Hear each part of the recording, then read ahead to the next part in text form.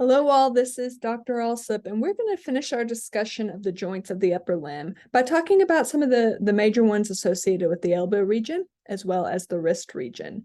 Recall that we mentioned what the joints were when we were discussing the bones of the hand. So we talked about, like, say, the proximal interphalangeal and distal interphalangeal. We're not going to get too much into those details. And so if you want just a review of that, you can review the bones of the hand video as well. Okay, so we're going to focus on what is the elbow joint, as well as the proximal radioulnar joint, and lastly, we'll discuss a little bit of detail regarding the radiocarpal joint, which we often refer to as the wrist joint. All right, so when talking about the elbow joint, the true elbow joint where that major movement of flexion and extension occurs is between the humerus and the ulna. So the humeroulnar joint is kind of the major one. That's why I have it bolded here. But I do want to note that you actually have three separate types of joints within one articular or joint capsule. So they're all kind of wrapped up together in there.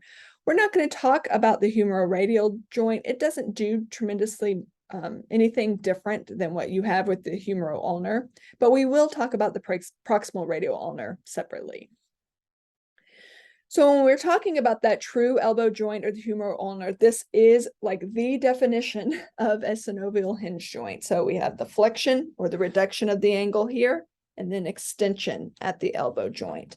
And again, you can click on this link in the PowerPoint in order to see someone acting out these particular actions.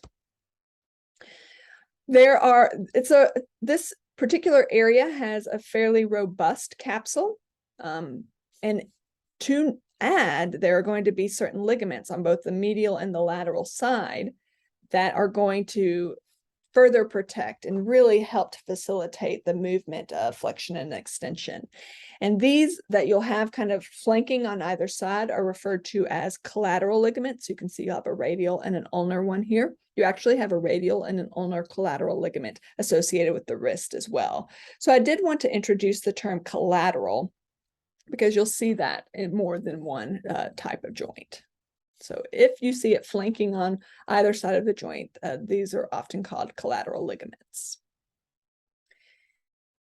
Now, I wanted to introduce the proximal radioulnar joint, and this is going to be the most proximal, as its name would suggest, of the three types of radioulnar joints. So there are three areas where you're going to have the radius and the ulna articulating with one another. So this is the most proximal. The interosseous membrane between the bodies or the shafts of the radius and ulna is the second one. And then you'll have a distal radioulnar joint as well at the distalmost portion of these bones. And what these joints allow, particularly the proximal and the distal radioulnar joints, is pivot type movements. And so we refer to this particular action as pronation and supination, and we'll talk about that more in a moment. But I do, before we move on, want to point out kind of the bony components that are making up the proximal radioulnar joint. So you'll have that head of the radius, remember this kind of disc-like shaped head right here, articulating with the radial notch of the ulna. So kind of that divot on the more lateral side of the ulna. And this allows for pronation and supination. And literally that is what's kind of happening, is you're going to have the rotation of the radius around the ulna. So when we're in anatomical position and say the palms are kind of facing forward, this is supination. Think I can hold a can of soup in my palm when I am supinating. And what's happening here, and it has it written here in the description, is that radius and the ulna are parallel, so the rotation is not occurring, so you're not having that pivot motion. But with pronation, the radius is going to rotate over the ulna, particularly on that distal side, so that head of the radius just kind of pivots around in that general region, whereas the distal radius will kind of move around the distal end of the ulna. And that's where you get this pronation and supination. This is a big reason why anatomical position is in that kind of awkward position, because you have that radius and the ulna parallel in supination.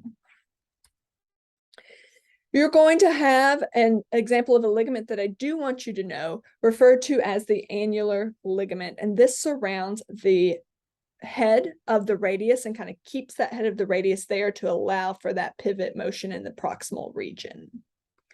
And you can have what's referred to as subluxation or a complete dislocation. Subluxation is an incomplete dislocation. Dislocation is complete, as you would imagine. And what happens with this is that that radial head will move distal to the annular ligament. And this is a common injury in juveniles because that annular ligament tends to be larger than the radial head that's still forming and ossifying.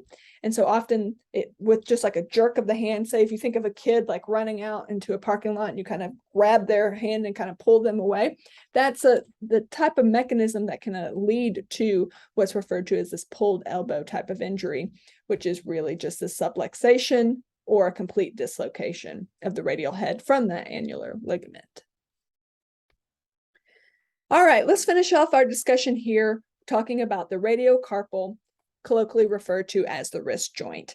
And so the good thing about this name is it tells you what it does, which bones are articulating. So you have that distal end of the radius. Remember that the distal end of the radius is going to be quite a bit wider to allow for this articulation with that proximal row of carpal bones, excepting the pisiform. The pisiform does not articulate. So what happens with the ulna? Well, you can see the ulna doesn't quite reach. And what you'll actually have here is an articular disc that sits here in this region to kind of fill in that space between the two, but the ulna does not actually articulate with that proximal row. It's just the radius. And this is an example of a condyloid joint. And so condyloid joints, similar to saddle joints, are going to be capable of flexion and extension, and then abduction and adduction, and then circumduction, because remember, circumduction is just that complex movement of these four at one time. And again, check this out if you'd like to kind of visualize it on another individual. All right, excellent. So question time. That proximal radioulnar joint, so the first of those three joints between the radius and the ulna, is an example of which type of synovial joint? Is it ball and socket, condyloid, hinge, pivot, or saddle? And when you're ready, I hope that you have landed on D, pivot being the correct answer. So you're going to allow for that radial head to pivot around the radial notch of the ulna. So this is the correct answer. Hinge, that's going to be that humeroulnar joint. And then the wrist joint that we just discussed here, the radiocarpal, will be an example of a condyloid joint. All right, excellent. Thanks so much for your discussion here of the joints. Now let's move on to the muscles of the upper limb, so how we're going to move those joints. See you in the next video.